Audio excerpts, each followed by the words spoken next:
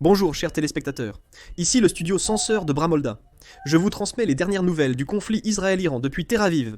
Actuellement, l'armée iranienne attaque Tel Aviv et a frappé des bâtiments à Tel Aviv, Ramat Gan, Holon et Beersheva, et a directement touché l'hôpital Soroka de Beersheva.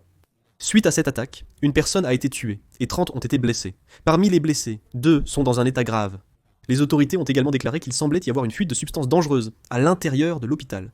C'est à Tel Aviv. Voici l'image d'un bâtiment à Tel Aviv, qui a subi d'importants dégâts à la suite de l'attaque de missiles balistiques de l'Iran. C'est Tel Aviv, le moment où le missile balistique iranien frappe Tel Aviv.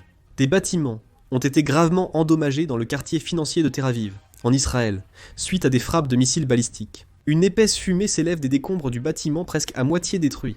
De nombreux débris jonchent la route, comme le montre cette vue aérienne. Au total, 4 villes ont été la cible de missiles iraniens. L'hôpital militaire Soroka, qui accueille des blessés de Gaza, a subi d'importants dégâts suite à une attaque de missiles balistiques iraniens. Les autorités ont demandé aux citoyens de ne pas s'approcher de l'hôpital. Voici l'intérieur de l'hôpital Soroka. Après une attaque de missiles balistiques à Téhéran, le personnel médical et les patients évacuent d'urgence un hôpital dont les installations intérieures sont détruites. Les installations radar Alam al-Houda, sur la base aérienne de Part à Téhéran, ont été entièrement détruites par une frappe aérienne israélienne. Un drone israélien, Hermes 900, a été abattu au-dessus de Téhéran par l'armée iranienne, utilisant le système de défense aérienne Cordad. Voici une vidéo prise au large des côtes israéliennes.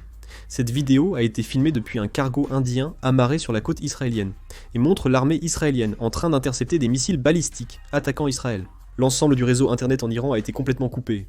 C'est le gouvernement iranien qui en est responsable. Le ministre iranien des Affaires étrangères a déclaré qu'Israël regrettera son attaque et en paiera le prix. L'ambassadeur d'Israël aux États-Unis a déclaré mercredi qu'Israël devait éliminer la capacité de l'Iran à fabriquer des armes nucléaires et des missiles balistiques.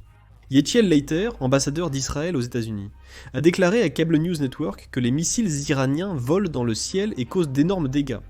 Il a aussi déclaré que cette capacité de production devait être supprimée. Le ministre iranien des Affaires étrangères rencontrera les dirigeants français, allemands et britanniques lors d'une réunion coordonnée par les États-Unis. Cela pourrait être une occasion pour le président Trump de continuer à chercher un accord, sous une forme ou une autre, avec l'Iran. Aedji, bon rang A, réaffirmait son refus d'être entraîné dans une guerre, préférant se concentrer sur la reconstruction de son influence. Interrogé sur l'éventualité de l'assassinat du guide suprême iranien Ali Khamenei, le président russe Poutine a déclaré ne pas vouloir envisager cette possibilité.